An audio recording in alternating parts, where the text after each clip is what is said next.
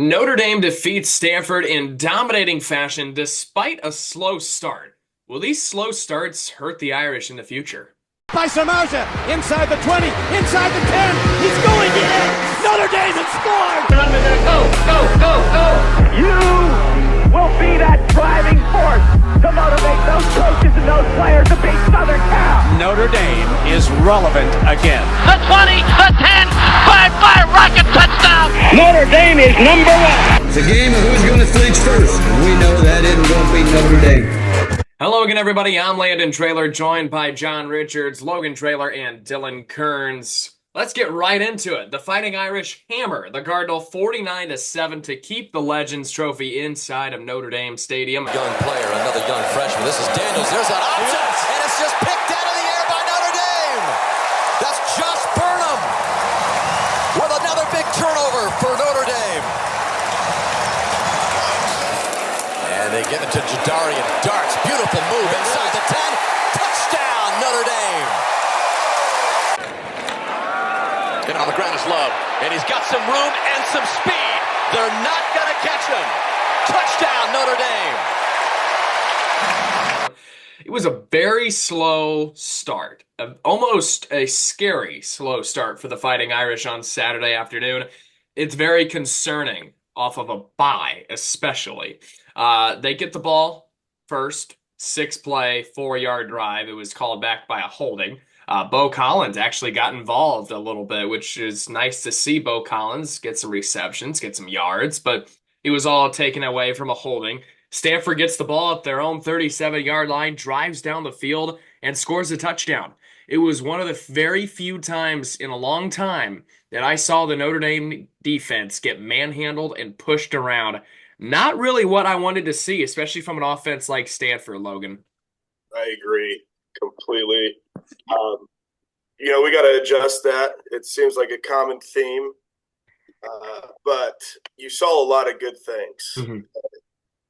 That's a positive sign. You can't really take it with a grain of salt. Stanford's awful, but they did some really good things Saturday that we haven't seen yet. Riley looked pretty confident as well. So you kind of see what they attacked during the bye week. After that first possession for everyone was terrible. Our defense looked flat. Special teams, we had a bad punt. Mm-hmm. Offensively, you get a holding call. It changes a lot of things in the complexion of that possession. But after that, you make the adjustment. And, I was pleased to see our guys, our coaching staff utilize our guys. I thought our running backs did a great job. Mm-hmm. Riley was not our leading rusher. Right. Yeah. But for me, it's a little different than in the past. We utilized a tight end a ton in the past, and this year we just really haven't utilized that, which I don't know is a good thing or is it a bad thing? I don't know. But to be able to see Bo Collins get involved and Notre Dame wide receiver being able to impact the game is big for me. What we know about our defense, I just think they're probably the best defense in the country overall, in my opinion. And, I might be a little biased there, but there's not a lot of teams that can put up points with us. And that's a good sign as our offense continues to improve and figure some things out. Absolutely. That Stanford drive across their own side, or barely across our side of the 50-yard line, was just the third time this season we've given up over about 50-yard drive on the Fighting Irish defense this year. Dylan, Riley Leonard was 16 for 22, 229 yards, 3 touchdowns, 1 rushing touchdown. He was very accurate. I know the 6 incompletions that he threw, a couple of them were overthrown balls, maybe a little bit underthrown. However, it seems that when he makes throws, he's pretty accurate, at least coming along here, Dylan. Let's clap it up for QB1. All right? I mean it. Clap it up for QB1 because he had a great game. He spent the bye week, and he didn't go and, take a little vacation. He didn't hit his books hard. He didn't start. You know what he did? He went right to that facility. He said, I'm going to get my throwing arm going. I'm going to realize how to use this thing, the thing that every other quarterback in the nation knows how to use. And he hasn't known how to use for quite some time. But he came out, he threw for 229, 3 touchdowns, no picks. How about that? He Accurate. had 10 more completions than rushing attempts. That never happens. How Right. about this from QB1? You got what? Bunch of receivers involved. I was scrolling through how many pass catchers caught a pass, and we're over 10. Like he was utilized, just firing it out. Bam! Right there, hitting his receiver. I loved it from our quarterback. Do I trust him long term? I don't know because I'm still week to week, but this was a great showing after a bye because you didn't know who this team was coming into the bye because they play average teams close. They get thumped by NIU. They beat a good team. You still are unlike your stomach is kind of settled. You need Tums before you watch this team.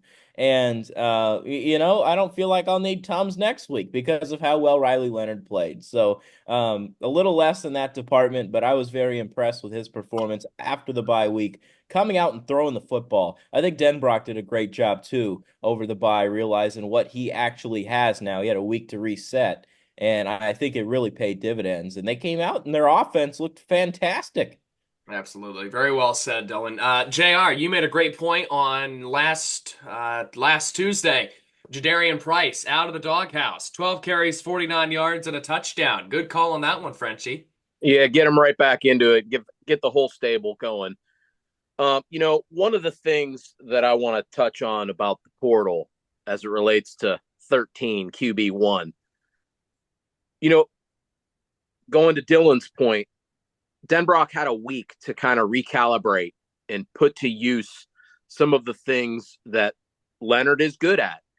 With the portal and transfers coming in and out, coaches really don't know these players as well. And maybe it takes a couple weeks to figure out skill set and what a player can do and what they can't do. And off of a bye week, I think Stanford, were they coming off a bye too? And whatever, let's give them credit. They had a nice drive put together at the start of that game. They're smart. They're competent. They put it together. They marched down the field. I'm not going to freak out over that because we shut them down the rest of the game. So it was nice to see Price get back into it. Again, we had at times, I think 3 or 4 true freshmen on the field in the defensive side of the ball. But, we got a bit of a test this week.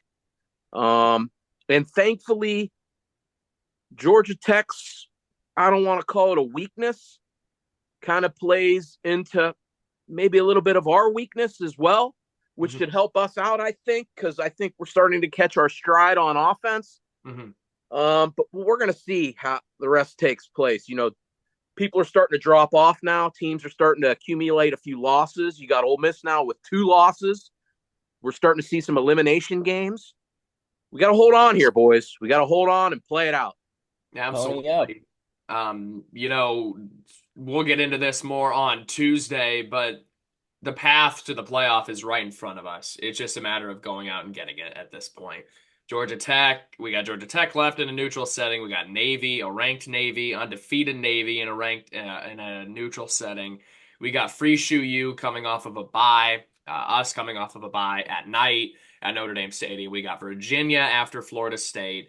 After Virginia, we take on Army in a neutral setting at night at Yankee Stadium. And then after that, we will take on the spoiled children of USC, which we'll get into that a little later. Logan, go ahead. When's our bye? We get another one, don't we? November 2nd is our bye.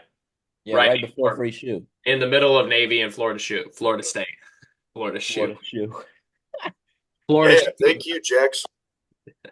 The old Florida Shoe incident with LSU in 2020. It takes us back. So Jeremiah Love, he got 6 carries, 53 yards, 1 39-yard touchdown. One of the best touchdowns I've seen this year. Dude was explosive with that speed. Honestly, amazing to see that type of speed from a Notre Dame running back this season. I love Jeremiah Love. I think he should get the majority of the carries, but in a game like that, you don't need to give him the ball when you're up by 35 or whatever it was when he got his touchdown.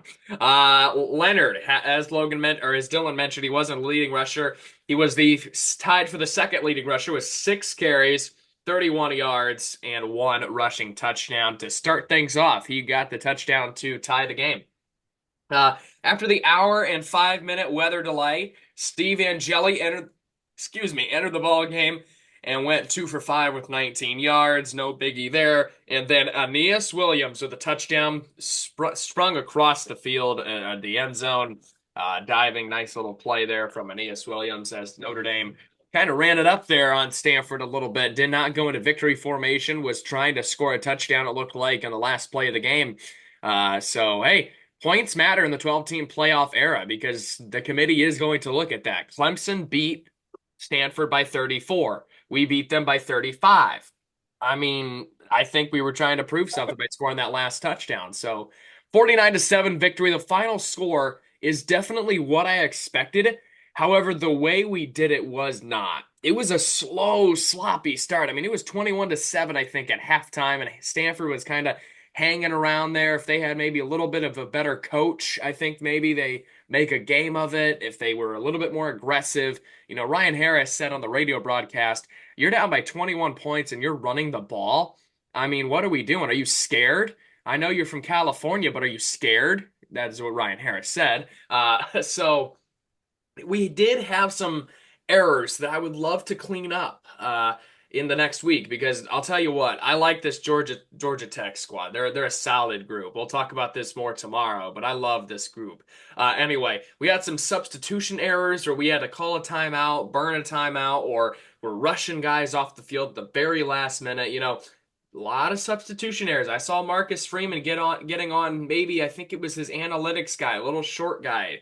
No hat, white dude. I think maybe he was getting on him a little bit, his analytics he hired.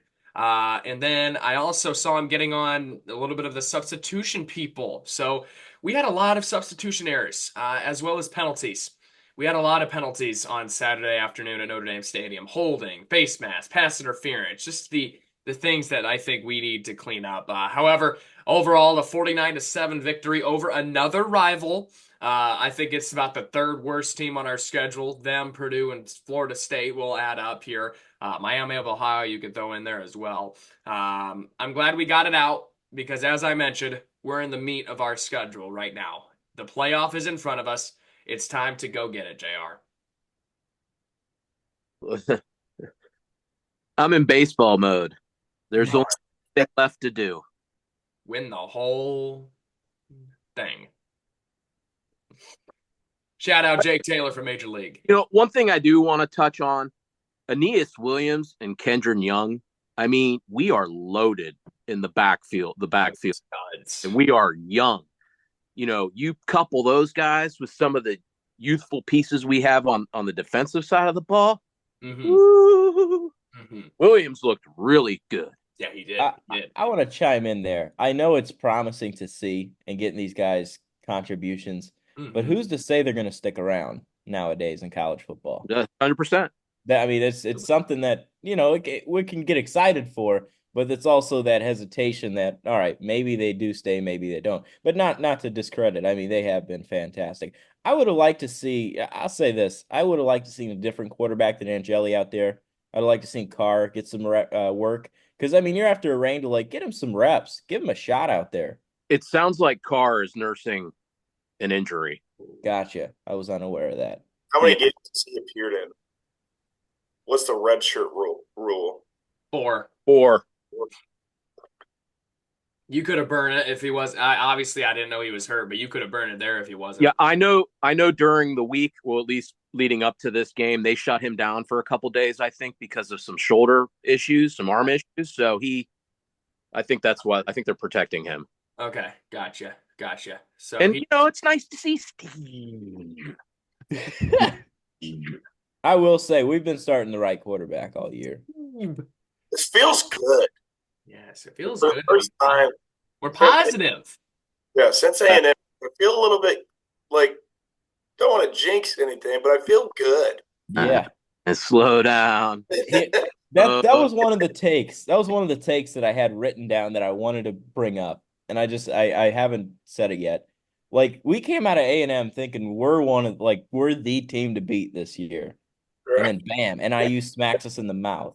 Like, and I got that same feeling after this week. I'm like, you know, there's a shot. Like, now we see, we could win out. If we win out, we're in good shape. And then in the back of my head, I'm like, we got Marcus Freeman. Like, he could lose to anybody any week. So This it's team, it's not just scary. him. This team, it's not just on him, obviously, but it's He the team that contributes. could lose to anybody. I mean, this team is so up and down, roller coaster. I love Yeah. what I'm seeing, though. We are making improvements. That's what I wanted to see. I wanted to see if this coaching staff was competent enough to fix some of the issues in the bye week and fix some of the issues that we saw against Northern Illinois, Miami of Ohio, even Louisville, and they did.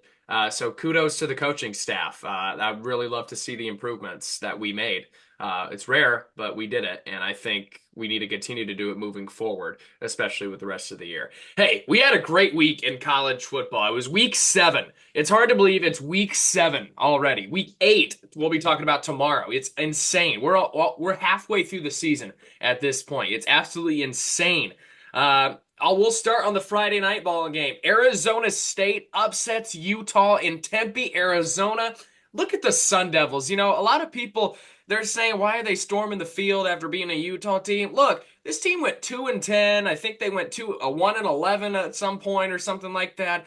Good for them. They just beat a ranked team. Cam Rising, you know, maybe it's time to start selling McDonald's out of put the fries in the bag like DJU, man. Just come on, get out of here. You're 30 years old. Let's go. Good for Arizona State. What a ride. I love that coach. He crowd surfed with the students. That was awesome on Friday night. Those Friday night games have been phenomenal this year, I will say. Texas dominates Oklahoma. Brett Venables, wow. That might be the worst hire in recent memory of college football, besides maybe Jimbo Fisher at Texas A&M. That's a bad hire.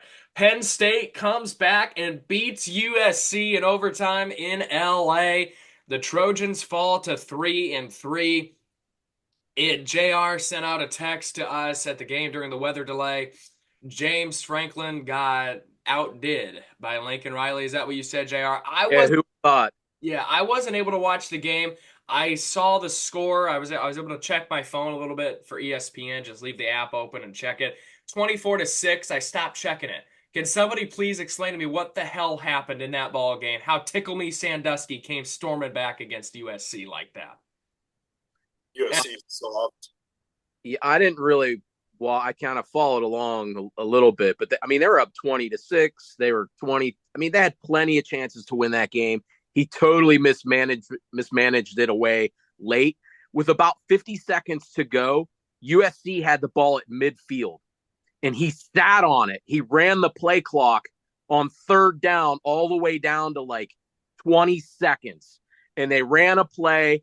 They didn't get it. So it was like 4th down, 4th and 4 around midfield with like 10 seconds to go. So he punted it away and played for overtime. And then in overtime, he took a shot, first play, incomplete. Second down, they ran it. They lost 5 yards.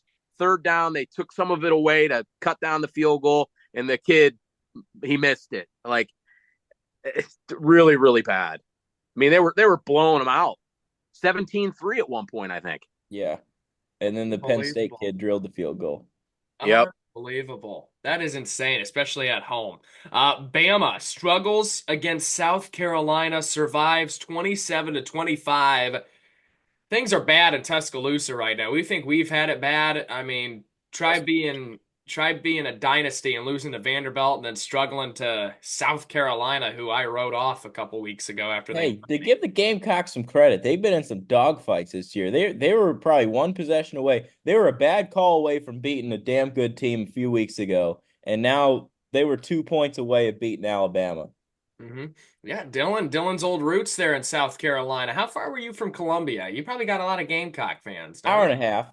Yeah, so we got more Georgia. We got more Georgia and Clemson than Carolina, but everyone liked a college down there. It's not like you had average Joes that just went to work. No, they like college football.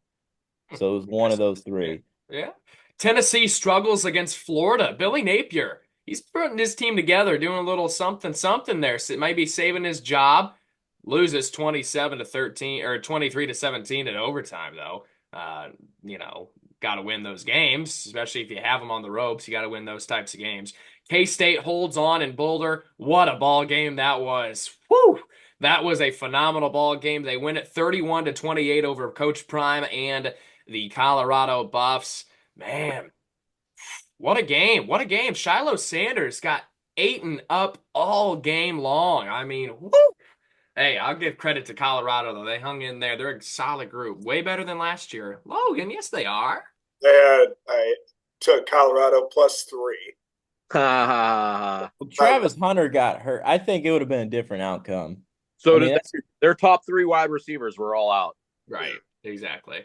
I yeah. think they might have even blown them out if they had a full Because squad. it's not like you just lose your best receiver. You can lose your best receiver and your best DB. Like, Right. I mean, it's like losing Morrison and, I mean, Watts. I don't think, Bo Collins, but that's Half not. the field is occupied and Right. shut Yeah. Mm-hmm. Right. Hey, Pitt survives California 17-5 to remain undefeated. California, they just cannot get out of their own way. They blow the lead to Miami. They have Pitt on the ropes on the road. They lose at 17-15.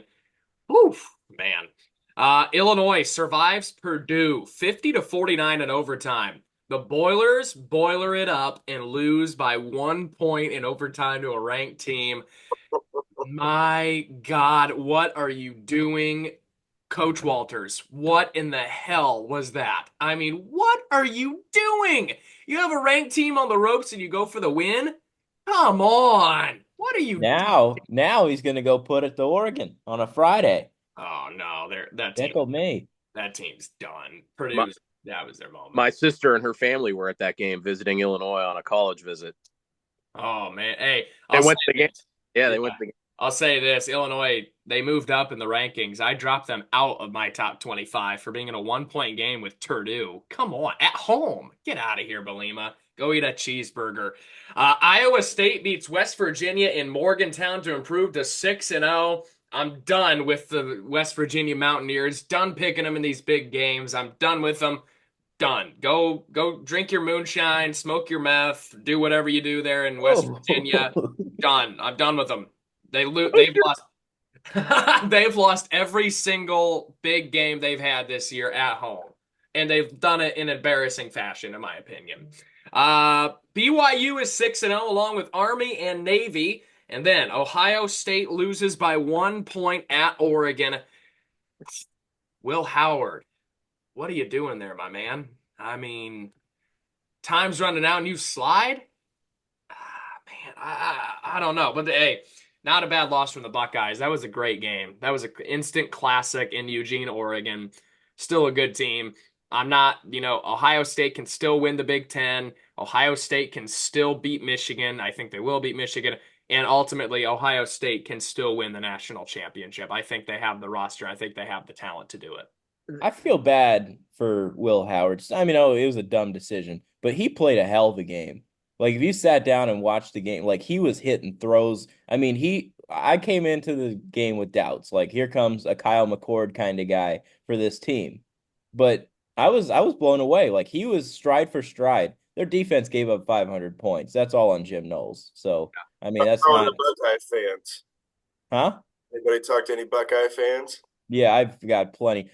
So I came in and did the show. I got the Ryan Day presser full. Straight from at like 1 a.m. when they wrapped up there in Eugene, and I had to put it in the morning show. And I couldn't believe the first words out of Ryan Day's mouth. I don't know if you guys saw the play where Jeremiah Smith got the pass interference offensive where he pushed off. Ryan Day immediately goes, "Oh, well, the DB was also grabbing him." Like, that's just terrible accountability. You had the worst clock management I've seen. Like, you left Eugene with a timeout in hand. I mean, there were so many situations that he could have easily been like, we lost. But no, I believe we graded out well. I believe we played physicality. I believe we did. Shut the hell up and win a big game. You're 1-6 against top 5. So I think people are that's a loss that are really turning out on him. Did you guys see what Laney did? Threw that 12th guy out there? Yeah. Genius. I saw that this morning. I was like, holy cow. That's genius. And then freaking Noah Eagle on the broadcast goes, well, they played Notre Dame where I think they have one fewer. Now they got one more. Listen, in a like this, it's open. There's no Saban. Harbaugh's gone. Alabama's different. Michigan's down. Ohio State, they got Ryan Day. Kirby Smart, you see what he did? Will he have a job today? I mean, how's that not on the front page of every sports paper? You know, there are teams out there with warts. I don't know if there's going to be an undefeated team this year. I wish we just had a little bit better team. You know, because really, we could get in there. We can steal this thing. Somebody's going to steal this thing. Is Brian Kelly the best head coach left in college football right now? All right, and that brings us to the discussion that we're gonna have between Logan and I. Dylan and JR can take a little back seat for just a couple minutes here. LSU upsets Ole Miss in Baton Rouge. Brings me to my next discussion with my brother, Logan Traylor. We were discussing, him and I were chatting it up on Saturday night. I finally got back from a 12-hour day at Notre Dame after a weather delay. Brings me to an old conversation Logan and I had about our old pal Brian Kelly. Logan's not a BK guy. I am. And here's why. I think he is a fantastic coach. And I'm going to say my piece, and I will obviously give Logan a chance to say his. That's what we're going to do. We're not going to interrupt. We're not going to Tim Walz it here. We're not going to Kamala Harris it. We're not going to Tim Walz it. We're going to just straight up debate. I think he is Sig, yes. I think he is a fantastic coach to where he is in my top 5 of active coaches right now in college football. Logan made a claim on Saturday that Marcus Freeman has done more than Brian Kelly. Notre Dame had 2 10-win seasons from 1994 to 2009. Notre Dame had 4 losing seasons from 1994 to 2009. Notre Dame had 1 bowl victory from 1994 to 2009 with an overall record of 1-9. They had 8 straight losses to USC from 2002 to 2009 with loaded talent. Notre Dame in 2009 went 6-6 and missed the bowl game. Kelly in his first year with a depleted roster went 8-5, beat top 12 Utah, and he was the only coach in Notre Dame history up until Marcus Freeman to win a bowl game in his very first year. He ended on the 4-game win streak as well. In 2012, his 3rd year in, he led the Irish to a national title, got beat by Alabama 42-14 against a monstrous generational talent Alabama squad. 2013, he was 9-4. Half of the offense was gone with suspensions. Bowl victory. 2014, he went 8-5. It was a disaster of a season. I'll give you credit there. Won a bowl. In 2015, he went 10-3 with a backup quarterback and a running back and was on the brink of the college football playoff. 2016, 4-8, made one of the worst hires, I think, in defensive coordinator history at Notre Dame, hiring Brian Van Gorder in 2014, finally canned his ass after we lost to Duke. That was a disaster of a year. He changed his ways after that. He did a deep dive into himself, turned himself around. 2017, 10-3, bowl win. 2018, 12-1, college football playoff appearance. 2019, took an average Notre Dame team and made them 11-2. 2020, went 10-2 in the college football playoff appearance. And 2021, he went 11-1 and became the winningest coach in Notre Dame football history. He left in a bad way, yes, but he left for a good reason. I would take that money any day of the year. Any day. Any day. You could pay me that much, yes, I would leave. I would up and leave like that. Without Brian Kelly, Notre Dame would be on the level of Nebraska. And I will say that confidently, Logan. The floor is yours. I didn't know we were talking about Marcus, but to me, and I think we've had this conversation before, and you've seen the same problems that he claimed he had at Notre Dame, he's still having at LSU. And they may be worse at LSU. However, yes, he had a national championship appearance. He had a couple playoff appearances. To me, Marcus has won more big games than Brian Kelly did at Notre Dame. What Brian Kelly has done more that we've talked a lot about on the show, to me, the only thing that he's done a better job is his preparation with his guys and taking care of business. Now, Brian Kelly just has as many bad losses as anybody, especially Marcus. But to me, if we would be going in the same cycle that we went in Brian Kelly's tenure. Marcus Freeman has out-recruited him. He's put together a better staff. Like under Brian Kelly, we didn't see true freshmen playing and getting meaningful reps, to me. When you say, hey, Brian Kelly, we're going to A&M, we're going to open up with A&M, do I believe we win that game this year? No, I don't. Okay, when I think of Brian Kelly and his big game, the only one that comes to mind is in 2012 when he went into Norman and we beat Oklahoma. But in a big game, we know Marcus Freeman prepares at a level that is different from Brian Kelly, in my opinion.